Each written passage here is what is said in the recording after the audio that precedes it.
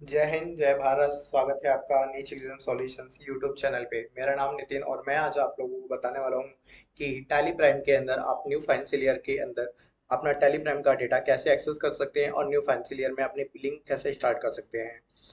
Tally prime के अंदर new financial year में काम करने के लिए आपको यहाँ पे हमने 3 मेथड दिए गए हैं। हम इन 3 मेथडों को यूज करके न्यू फाइनेंशियल ईयर में काम कर सकते हैं।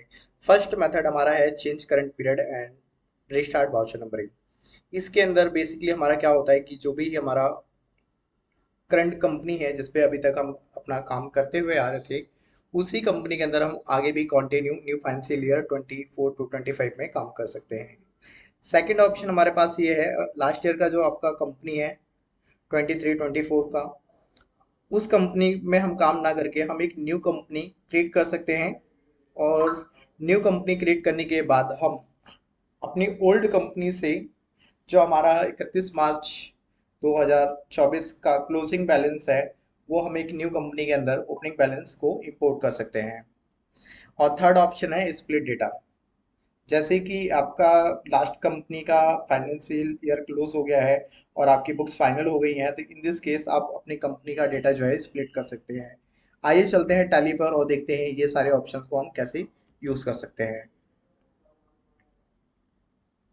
तो फर्स्ट मैं अभी टैली ओपन कर चुका हूँ, तो आप देखेंगे यहाँ पे एक कंपनी ओपन है नीचे एकदम सॉल्यूशंस। तो ये जो कंपनी है मेरी लास्ट फाइनेंशियल ईयर की कंपनी है। तो इसके अंदर हमें क्या करना है, न्यू फाइनेंशियल ईयर का डेट डाल देना है। जैसे कि अभी मैंने न्यू फाइनेंशियल ईयर की डेट डाला है, तो यहाँ पे न्यू फाइनेंशियल ईयर का डेट आ गया है। और जब मैं वाउचर टाइप पे जाऊंगा, कोई भी आप सेल वाउचर पे अगर एंट्री पास करते हैं तो इसका वाउचर नंबर जो है 1 आ रहा है। तो ये आपको न्यू फाइनेंशियल ईयर में अपना वाउचर नंबरिंग कैसे सेट करना है, उसके लिए हमें क्या करना है, फर्स्ट ऑल्टर पे जाना है। ये जो कंपनी है ये मेरी लास्ट ईयर की कंपनी है। इसको मैं आपको डिस्प्ले कर देता हूँ यहाँ पे। अगर मैं यहाँ पे फाइनेंशियल ईयर लास्ट ईयर का डालता हूँ यहाँ पे,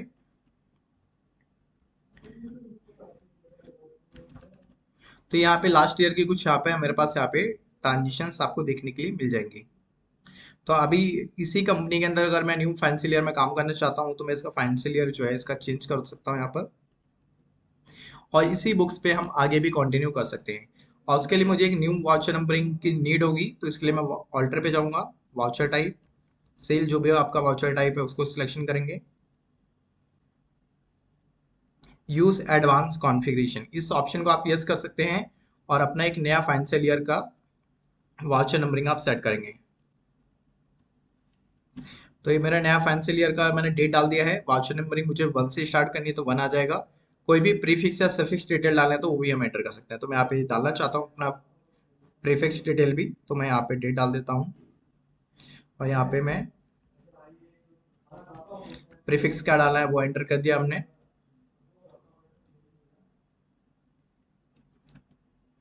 और आपका यहाँ पर सफिक्स भी डल गया है और ये हम यहाँ पे सेव कर लेते हैं। तो ये तो मेरा सेल का वाउचर का हो गया है। सेम आप ऐसा ही क्रेडिट नोट का भी कर सकते हैं, अपना सेल्स रिटर्न।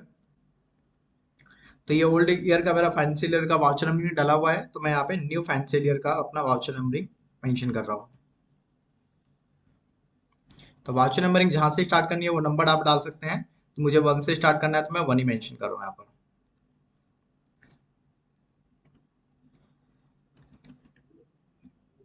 तो मेरा प्रीफिक्स भी यहाँ पे एंटर हो गया है।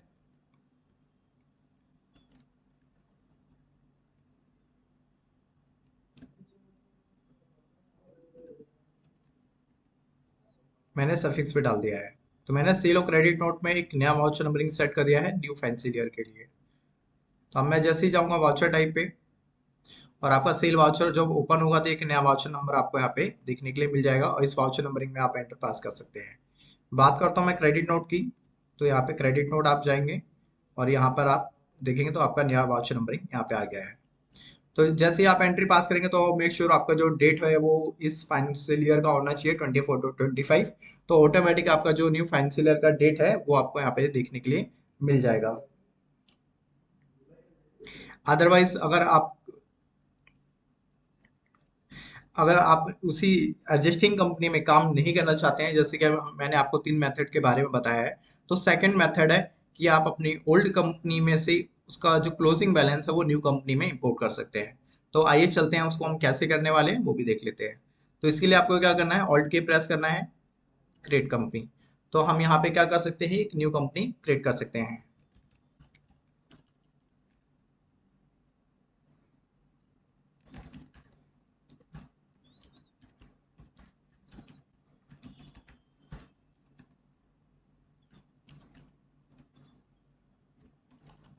तो 24 to 25 न्यू फैंसी लेयर जो हमारी है, उसकी एक मैंने न्यू कंपनी क्रिएट कर दी है।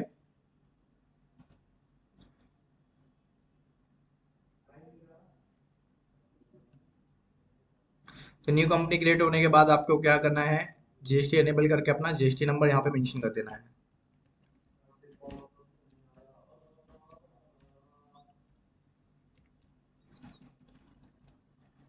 तो आपका एक नया फाइनेंशियल ईयर यहाँ पर स्टार्ट हो चुका है, एक न्यू बुक्स आपने यहाँ पे क्रिएट कर लिया है। तो मेरा जो लास्ट ईयर की कंपनी है 23-24, उसका जो डेटा है वो मुझे न्यू कंपनी में कैसे लाना है, उसके ओपनिंग बैलेंस और लेजर्स कैसे आएंगे वो हम देख लेते हैं सर।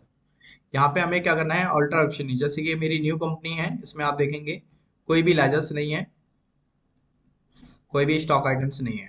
तो इसके लिए हमें क्या करना है, मैं यहाँ पे चेंज करूंगा F3 और मैं अपनी ओल्ड कंपनी को यहाँ पे सिलेक्शन करता हूँ। ओल्ड कंपनी में से क्या करना है आपको, यहाँ पर ऑल्ट ई प्रेस करना है, मास्टर्स पर क्लिक करना है और हम जाएंगे कॉन्फ़िगरेशन ऑप्शन पे। कॉन्फ़िगरेशन ऑप्शन पे जाने के बाद आपके पास फर्स्ट ऑप्शन आता है टाइप ऑफ मास्टर्स, कि आप ओल्ड कंपनी में से लेजर एक्सपोर्ट करना चाहते हैं, स्टॉक आइटम इंपोर्ट करना चाहते हैं। तो मुझे जो डेटा एक्सपोर्ट करना है, मुझे सारा डेटा चाहिए। अगर आपको सिर्फ इन्वेंट्री का क्लोजिंग बैलेंस, यानी आपके स्टॉक आइटम का जो क्लोजिंग बैलेंस है वो न्यू कंपनी में ओपनिंग चाहिए, तो आप यहाँ पे सिलेक्ट कर सकते हैं ऑल इन्वेंट्री मास्टर्स, या फिर आपको ओनली लेजर्स का चाहिए तो ऑल अकाउंटिंग मास्टर्स। बट मुझे सारा डेटा चाहिए, तो मैं क्या कर सकता हूँ कि ओल्ड कंपनी में से ऑल मास्टर्स, जितने भी मेरे मास्टर्स हैं including dependent master also yes, और यहाँ पे export as a closing balance को हम यस करेंगे। और यहाँ पे जो मेरे को क्लोजिंग बैलेंस चाहिए, मुझे कब का चाहिए, वो डेट में यहाँ पे एंटर कर सकता हूँ। तो कंट्रोल ए करके आप सेव कीजिए और ये फाइल को यहाँ पे सेंड कर दीजिए। ये फाइल आपका एक्सएमएल फॉर्मेट में होना चाहिए। तो मेरी एक्सएमएल फाइल यहाँ पे जनरेट हो गई है। इसका आप चाहे तो यहाँ से लोकेशन कॉपी कर सकते हैं।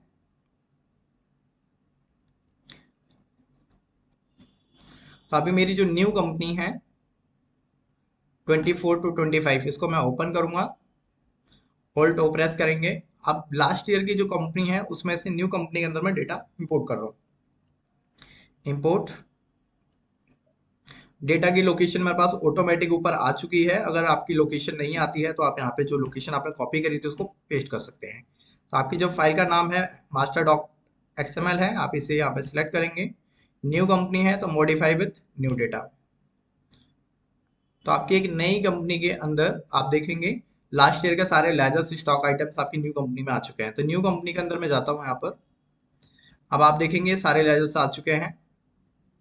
कोई भी लेजर का अगर बैलेंस होगा तो वो भी आपको यहाँ पे देखने के लिए मिल जाएगा। सेम चीज आपका यहाँ पे स्टॉक आइटम्स में है, जितने भी आपके स्टॉक आइटम्स है उसका जो क्लोजिंग बैलेंस वो एज अ ओपनिंग यहाँ पर आ जाएगा।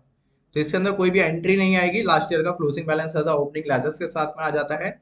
और इसके न्यू जो आपकी कंपनी है इसके अंदर आप सेल वाउचर जो है अपना न्यू बुक्स में स्टार्ट कर सकते हैं। और जो वाउचर नंबरिंग आप चाहें वो सेट करना है, तो उसके लिए वाउचर टाइप पे जाएंगे। यहाँ पर वाउचर टाइप पे आपको सेल के वाउचर ओपन करना है, और यहाँ पे आपके पास जो ऑप्शन यूज एडवांस कॉन्फ़िगरेशन ये यस है। तो यहाँ पर जो न्यू फाइनेंशियल ईयर है उसका वाउचर नंबरिंग मैं यहाँ पे सेट करना चाहता हूँ 101। और जो भी प्रीफिक्स या सफिक्स डिटेल इस टाइप से आप डाल सकते हैं, अगर नहीं चाहिए तो आप ये हटा सकते हैं और कंट्रोल ही करके सेव। तो मेरी जो न्यू कंपनी है इसके अंदर वाउचर नंबरिंग 101 से मेरी स्टार्ट हो चुकी है। तो ये दो मेथड देखे हमने, ओल्ड कंपनी से न्यू कंपनी के अंदर हम लेजर कैसे इंपोर्ट कर सकते हैं और एक एग्जिस्टिंग कंपनी में कैसे काम कर सकते हैं। तो अभी मैं यहाँ पे क्लोज करता हूँ अपनी न्यू बुक्स को, और हमारे पास थर्ड ऑप्शन है स्प्लिट डेटा। ठीक है, तो स्प्लिट डेटा के अंदर हम अपना डेटा कैसे एक्सेस करेंगे और कैसे इसमें काम करेंगे इसको भी मैं एक्सप्लेन कर देता हूँ।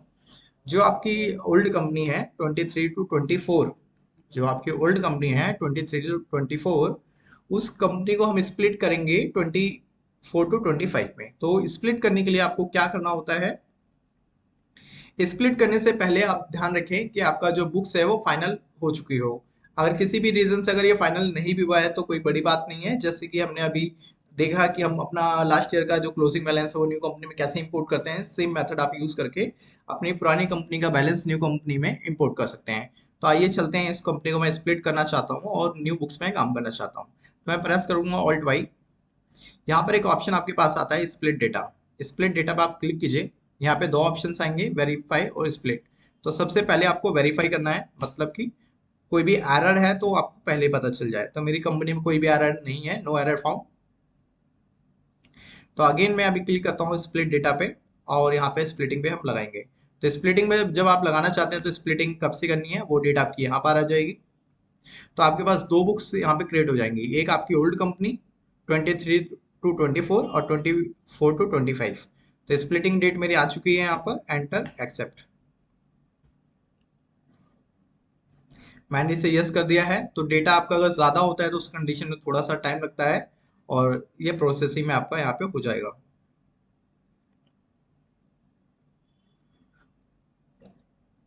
तो मेरा डेटा यहाँ पे स्प्लिट हो रहा है, तो फाइनली मेरा डेटा जो है वो स्प्लिट होके आ चुका है। तो आप देखेंगे एक आपके पास मदर कंपनी है जिस कंपनी को आपने स्प्लिट किया है, ठीक है। तो मदर कंपनी को मैं क्लोज कर देता हूँ क्योंकि मुझे उस पर अब काम नहीं करना है। फिर आपका यहाँ पे आप देखेंगे कि आपके पास दो कंपनीज है। एक आपकी फाइनेंशियल ईयर 23 to 24 जो कि ओपन है, और उसके नीचे 24 to 25 हुआ है। तो मैं 23 वाली कंपनी को भी यहाँ पे क्लोज कर देता हूँ। तो आप देखेंगे कि आपका एक नया बुक्स यहाँ पे क्रिएट हो चुका है। तो आप अपनी नई बुक्स में यहाँ पे काम कर सकते हैं। इसका जितने भी बैलेंसेस हैं वो आपको एज आ ओपनिंग आ चुके हैं नई बुक्स में, तो इस पे आप जो है काम कर सकते हैं। तो आज की वीडियो में जाना हमने कि एक अपने हम टैली प्राइम के अंदर न्यू फाइनेंशियल ईयर में कैसे काम कर सकते हैं। तो आज की वीडियो में सिर्फ इतना ही। Thank you for watching this video.